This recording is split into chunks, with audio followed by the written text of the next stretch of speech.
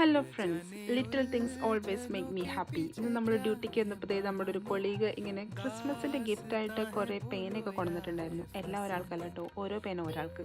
ഇങ്ങനെ സാധനങ്ങളൊക്കെ കാണുമ്പോൾ എന്താണെന്നറിയില്ല, എൻ്റെ ഉള്ളിൽ ഉറങ്ങിക്കിടക്കുന്ന പിഞ്ചു കുഞ്ഞ് ബല്ലാണ്ട് സന്തോഷിക്കും.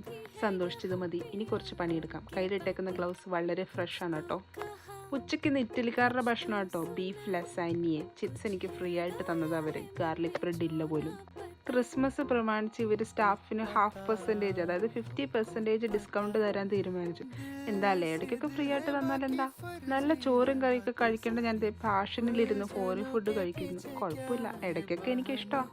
ഷുഗർ വേണ്ട എന്ന് തീരുമാനിച്ചാലും പ്രലോഭിപ്പിക്കാൻ വേണ്ടി ഇങ്ങനെ ഓരോന്ന് കൊണ്ടുവെക്കും.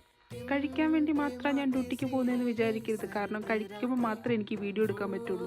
രാത്രി തിരിച്ചു വന്നപ്പോഴേക്കും മൂകത ശോകത, വല്ലാത്ത വിരൂപത. രാത്രി ഡിന്നറിന് ഉണക്ക ബ്രെഡായിരുന്നു. അപ്പോൾ ബൈ.